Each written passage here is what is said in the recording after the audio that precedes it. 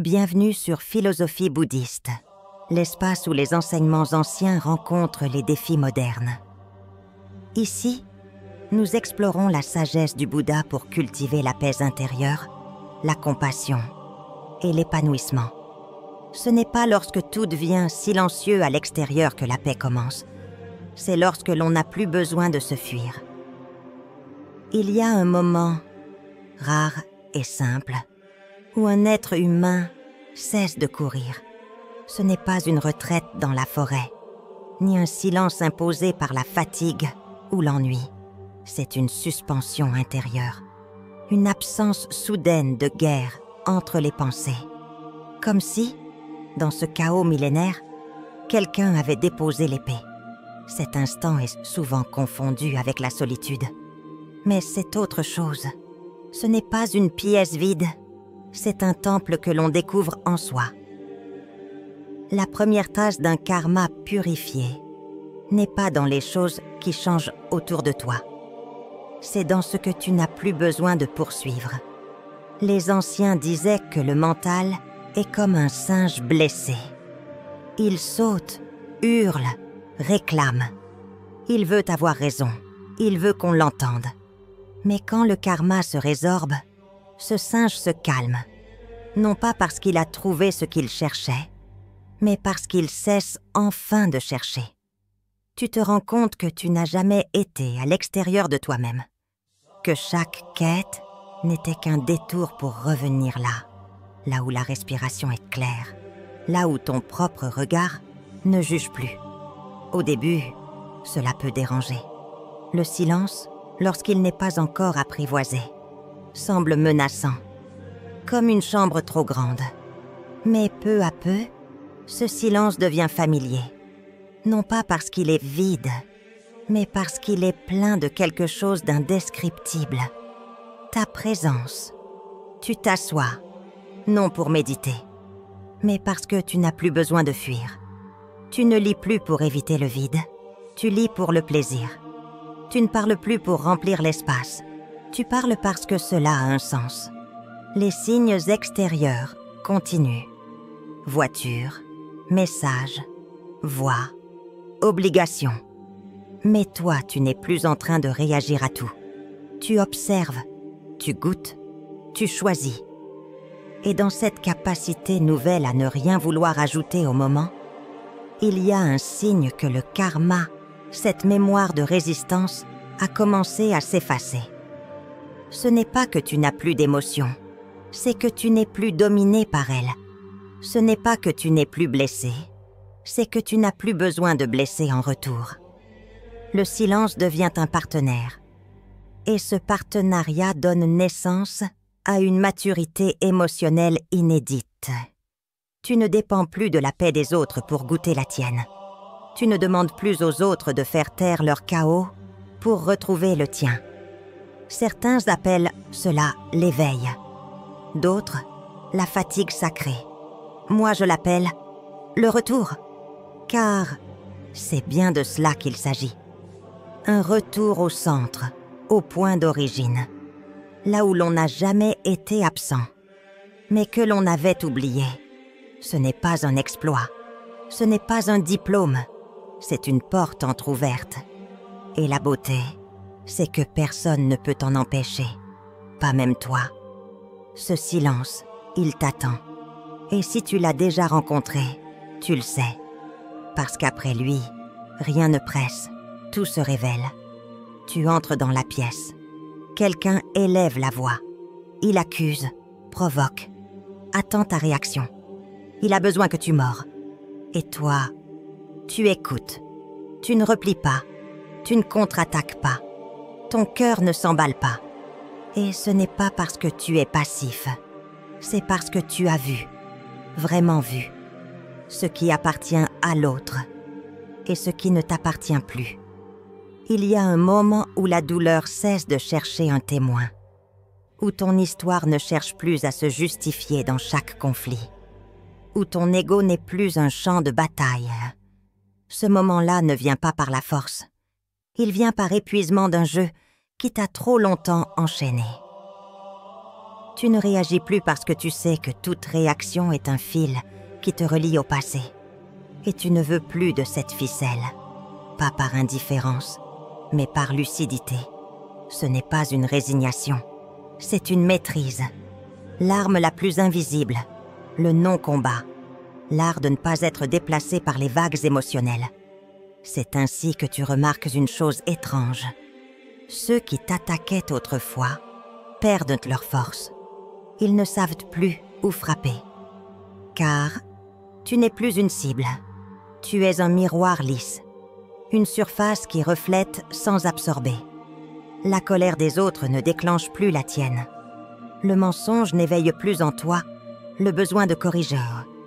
Tu n'as pas besoin que les autres te comprennent pour rester debout. Tu n'as pas besoin que la vérité soit reconnue pour qu'elle existe. Ton calme n'est plus fragile. Il est enraciné. Tu observes. Et dans cet espace d'observation, le monde s'apaise. Tu découvres que la paix intérieure est contagieuse. Qu'elle est l'antidote au cercle karmique. Que lorsque tu ne joues plus le jeu, la partie s'arrête. Ceux qui cherchent le conflit se retrouvent face à eux-mêmes. Et souvent, c'est la plus grande des révélations. Avant, tu voulais convaincre. Maintenant, tu veux comprendre. Avant, tu voulais corriger. Maintenant, tu veux vivre. Tu n'es plus dans la réaction. Tu es dans l'incarnation. L'incarnation d'une vérité silencieuse. Tu ne te bats plus parce que tu n'as plus peur de perdre. Tu n'as plus besoin de gagner. Ce n'est pas que tu es au-dessus des autres. C'est que tu es sorti de l'arène. Tu es revenu dans l'espace où tout se transforme sans lutte. Et c'est là que la magie opère. C'est là que le karma cesse d'avoir prise. Parce que tu as vu, tu as compris, et tu n'as plus besoin de répéter. Chaque matin, elle tombait amoureuse. Chaque soir, elle était abandonnée. Et elle disait « Pourquoi moi? Pourquoi toujours le même scénario ?» Jusqu'au jour où elle ne posa plus cette question. Ce jour-là, elle demanda « Qu'est-ce que je cherche dans ce miroir ?» C'est dans cette bascule que naît la fin d'un cycle. Le karma n'est pas une punition. C'est un professeur qui répète la même leçon jusqu'à ce que l'élève la lise autrement. Tant que tu rejettes l'histoire sur l'extérieur, elle revient avec d'autres visages. Les mêmes pages de blessures déguisées en nouvelles rencontres. Les mêmes humiliations camouflées dans de nouveaux contextes. Rien ne change jusqu'à ce que tu changes. Et le changement commence par une phrase simple. C'est moi, pas c'est ma faute, pas je mérite cela. Non, juste c'est moi. Ce que je tolère, ce que je répète, ce que je n'ai pas encore vu en moi, ce que j'appelle destin est parfois un automatisme. Et lorsque je le vois, il perd son pouvoir. Il n'y a pas de punition cosmique. Il y a juste une mécanique intérieure qui attire ce que tu n'as pas encore désarmé. Et le jour où tu coupes le lien énergétique avec ce besoin de souffrir, tout s'effondre. Les rôles changent, les drames cessent, les mêmes portes ne s'ouvrent plus. Ce n'est pas spectaculaire, ce n'est pas annoncé par des trompettes, c'est une absence de douleur, là où elle était coutumière. Une absence de lutte là où tu te débattais. Un matin, tu réalises que les conflits n'arrivent plus, que les gens qui te déchiraient sont partis, que tu ne retrouves plus ce goût amer dans ta bouche après chaque interaction. Et ce n'est pas parce que le monde est devenu plus doux. C'est parce que tu n'es plus aimanté par le chaos. Tu as retiré la prise. Et le courant ne passe plus. C'est cela, la fin d'un karma. Ce n'est pas un miracle. C'est un mécanisme qui s'arrête faute d'énergie. Un film qui n'a plus de spectateurs. Une pièce qui se termine faute d'acteurs. Il marchait dans la rue comme d'habitude, sans peur, sans attente. Et la voiture, qui aurait dû l'écraser, s'est arrêtée à quelques centimètres. Par hasard, peut-être, ou peut-être pas. Peut-être que quelque chose avait changé, non dehors, mais dedans. La protection n'est pas toujours visible. Ce n'est pas une barrière, ni une armure. C'est une fréquence. Une sorte de vibration qui dit « Je ne suis plus aligné avec la douleur gratuite ». Et l'univers, sensible à cette nouvelle note, répond. Il ajuste, il décale, il détourne. Tu n'as plus besoin d'être sur le qui-vive. Les obstacles ne disparaissent pas, mais ils glissent. Tu ne les affrontes pas. Ils se désintègrent avant le choc. Comme si la vie, à force de te voir persévérer dans l'alignement, décidait enfin de te porter. Les anciens disaient que quand le cœur est pur, les ancêtres se penchent, qu'ils soufflent, qu'ils préviennent, qu'ils protègent. Non pas pour te favoriser, mais parce que tu ne portes plus la dette. La dette du ressentiment, la dette du non-pardon, la dette de l'attachement. Ce n'est pas que tu es devenu intouchable, c'est que tu es devenu transparent à la violence. Elle ne s'accroche plus. Elle te traverse sans te blesser. Parce que tu ne la nourris plus. Il n'y a plus de dette, alors la créance ne vient plus. Il n'y a plus de provocation, alors le conflit ne répond plus. Il n'y a plus de peur, alors la perte ne menace plus. C'est la vie qui commence à fonctionner dans ton sens, non pas par favoritisme, mais par résonance. Tu es devenu un lieu sûr, et le monde te traite comme tel. Les enfants te regardent différemment. Les inconnus te sourient sans raison. Les portes s'ouvrent. Les mauvaises nouvelles deviennent rares. Non parce que le monde a changé, parce que tu ne les attires plus. C'est cela, la fin d'un cycle karmique. Non une récompense, mais une réorganisation subtile du réel. Une vie qui cesse d'être contre toi, parce qu'enfin tu es avec elle.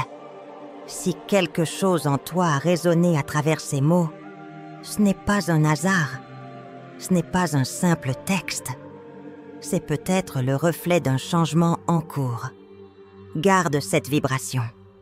Médite-la, nourris-la.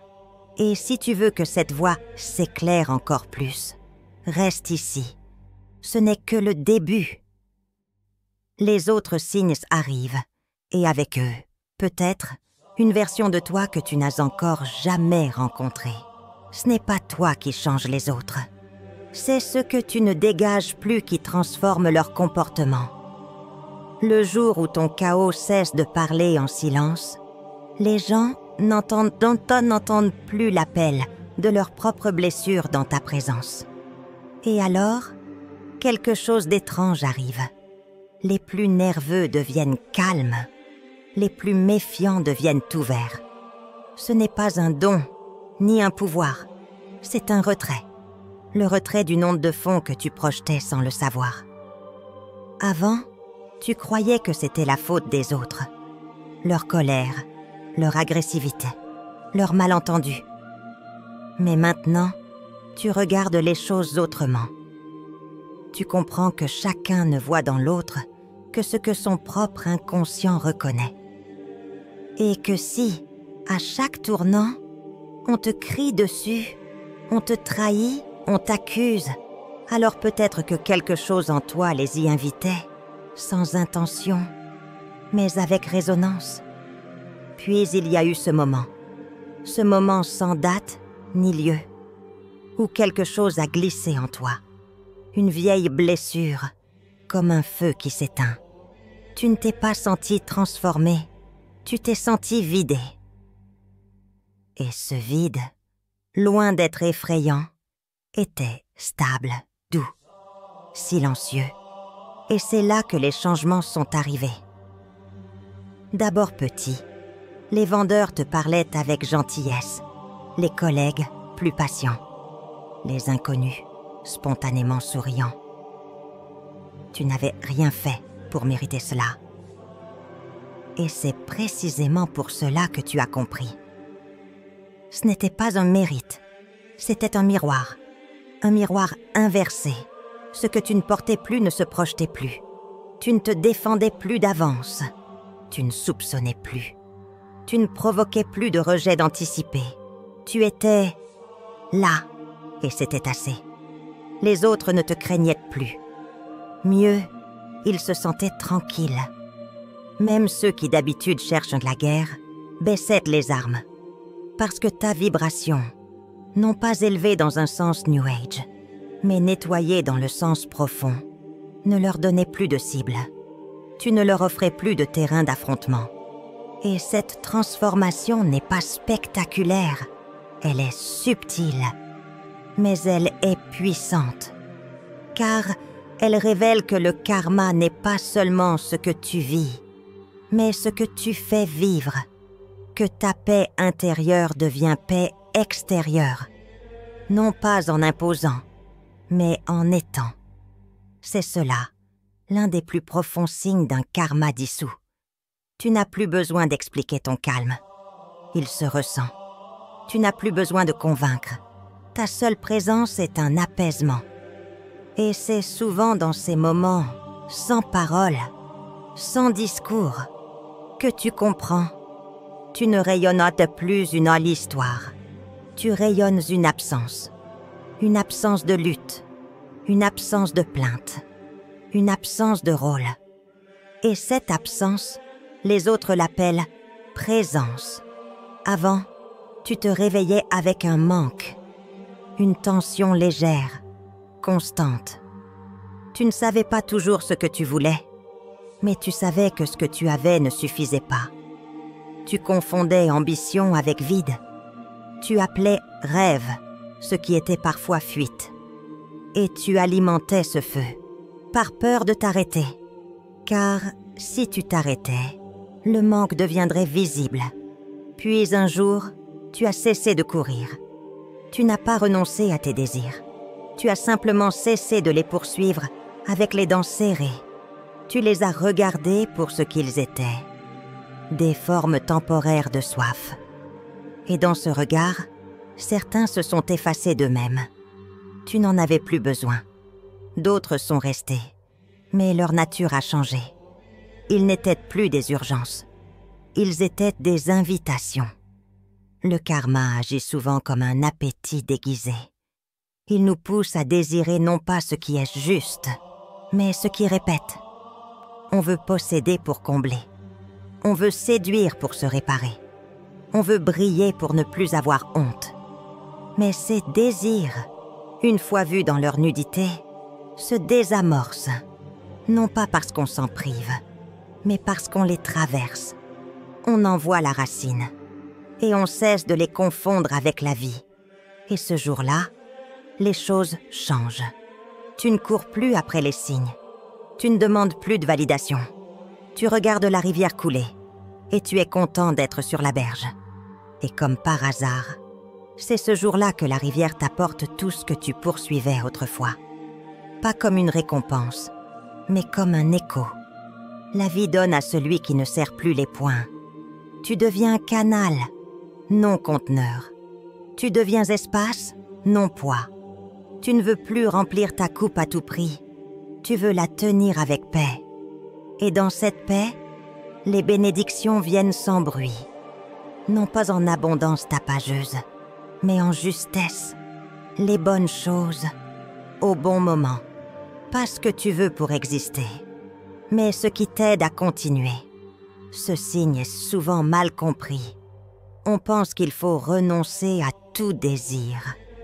Non, il faut traverser le feu du manque pour que le désir devienne lumière.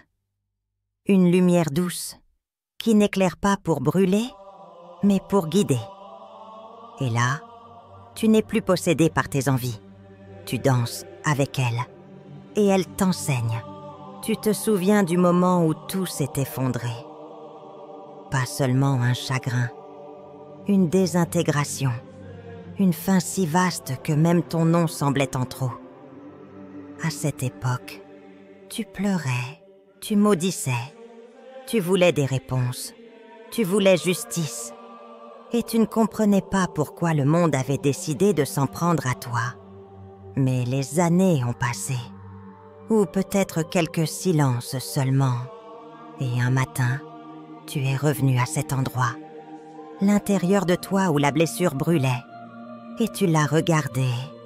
Pas avec vengeance, pas avec honte, avec clarté. Et tu as dit « merci ». Non pas parce que c'était juste, mais parce que c'était formateur. Non pas parce que tu as survécu, mais parce que tu es devenu autre.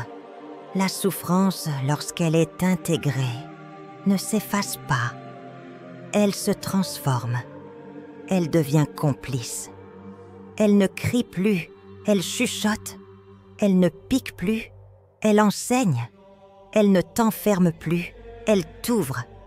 Ce moment-là est l'ultime signe. Tu regardes le passé et tu ne veux plus l'effacer. Tu ne veux plus qu'il soit différent.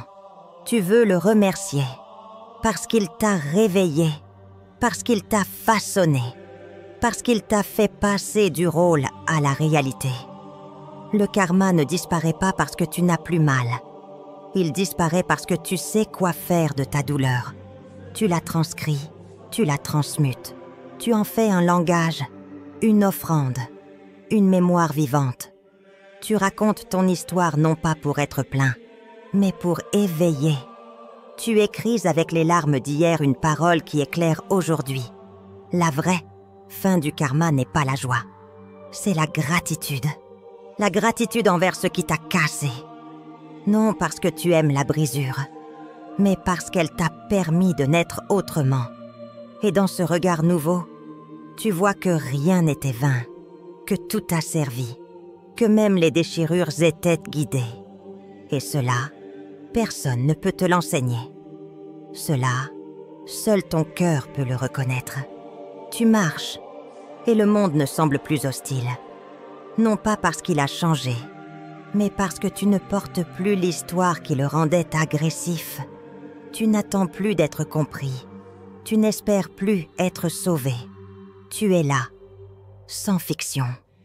Tu n'as plus besoin d'être quelqu'un d'autre pour être aimé. C'est le signe final. Le moment où tu n'as plus besoin de signes. Tu ne cherches plus à confirmer ton éveil. Tu ne fais plus de liste mentale pour voir si tu es assez spirituel. Tu vis, et vivre suffit. Ton passé est toujours là, mais il ne t'écrase plus. Il est ton sol, pas ton plafond. Tes erreurs ne sont plus des chaînes, ce sont des directions. Tes regrets, des graines. Tu ne veux plus te fuir. Et cela suffit à transformer le monde autour de toi. Le karma est une danse. Et toi, tu t'es arrêté. Tu es arrêté au bon moment. Tu ne tournes plus en rond. Tu avances, tranquillement, lentement parfois, mais dans une direction nouvelle. Celle où tu ne transportes plus ton histoire comme un fardeau, mais comme un chant. Tu offres ce que tu es, non ce que tu veux prouver. Tu dis peu, mais ce que tu dis résonne. Tu écoutes plus, et dans cette écoute, les autres se retrouvent. Tu existes sans t'imposer, et c'est peut-être cela, le vrai pouvoir. Alors oui, le monde continue de tourner. Les problèmes ne disparaissent pas. Mais toi, tu ne les vis plus de la même façon. Tu n'es plus le jouet des vagues. Tu es l'eau elle-même. C'est ici que l'ancien toi s'éloigne. Non pas rejeté, mais intégré. Tu le regardes comme on regarde un enfant qui a eu peur. Tu le rassures, tu lui souris. Tu ne l'oublies pas, tu le remercies. Car grâce à lui, tu es ici, libéré, allégé, présent. Si tu as reconnu quelque chose de toi dans ces mots, alors continue. Ne retourne pas dans l'ancien monde. Garde la vibration. Reviens-y chaque jour. Pas pour changer qui tu es, mais pour ne plus t'oublier. Et si tu veux d'autres étapes, d'autres portes, d'autres révélations, sache que ce chemin continue ici, Reste, écoute, partage. Non pour les autres, pour ne plus jamais perdre cette trace de toi que tu viens de retrouver.